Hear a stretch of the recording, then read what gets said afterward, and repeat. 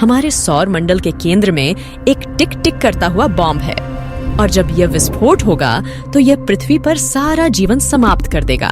वह time bomb हमारा सूर्य है, और ब्रह्मांड के सभी तारों की तरह इसकी भी एक एक्सपायरी डेट है।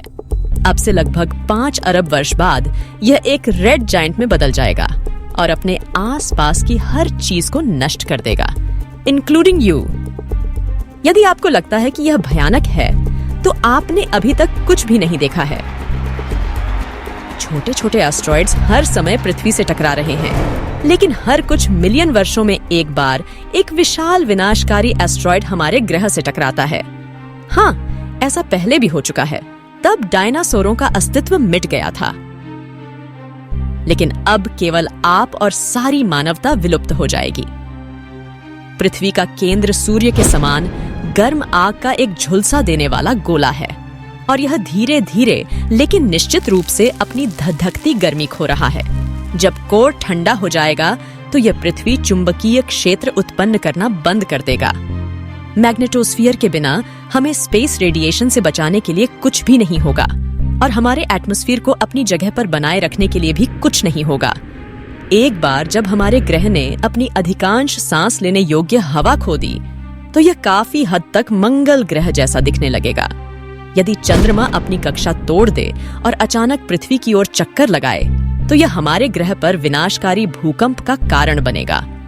हमारे चंद्रमा का गुरुत्वाकर्षण पृथ्वी को अंदर से खींचेगा और गर्म करेगा, और इससे बड़े पैमाने पर ज्वालामुखी विस्फोट होंगे और राक्षसी लहर पूरी तटरेखाओं को मिटा देंगी।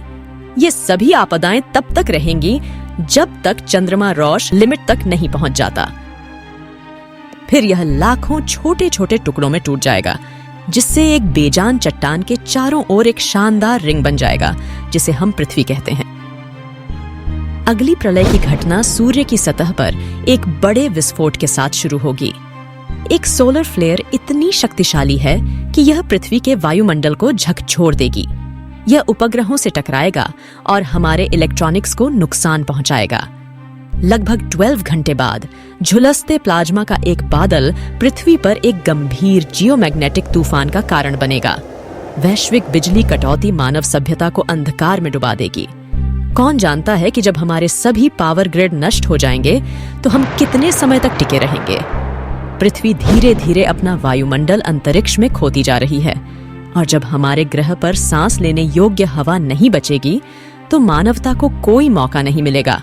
वायुमंडल के बिना आकाश काला हो जाएगा, महासागर उबलने लगेंगे। जैसे ही पृथ्वी की सारी ऑक्सीजन अंतरिक्ष में चली जाएगी, सब कुछ खत्म होने वाला होगा। बृहस्पति सूर्य के समान तत्वों से बना है, और यदि गैस ग्रह अपने मूल में फ्यूजन रिएक्शन शुरू कर सकता है तो हम सभी बर्बाद हो जाएंगे। बृहस्पति से तारा बनने पर सौर मंडल अस्त व्यस्त हो जाएगा। एस्ट्रॉइड और प्लैनेट्स एक दूसरे से टकराएंगे। यह नया तारा पृथ्वी को अपनी ओर खींच सकता है और मार्शमैलो की तरह भून सकता है, या यह हमें सौर मंडल से बाहर निकाल सकता है और हमें अंतरिक्ष के ठंडे और अंधेरे क्षेत्र में भेज सकता है। मैग्नेटर ब्रह्मांड में सबसे शक्तिशाली घूमने वाले चुंबक हैं। वे न्यूट्रॉन स्टार के समान हैं, केवल बहुत अधिक डेंस हैं। मैग्नेटर के एक चम्मच का वजन 1 अरब टन होता है। यदि कोई मैग्नेटर हमारे सौर मंडल में प्रवेश कर जाए तो वह अपने अत्यधिक गुरुत्वाकर्षण से तबाही मचा देगा। लेकिन वह सबसे बुरा नहीं है। मैग्नेटर को स्टारक्वेक का अनुभव होता है।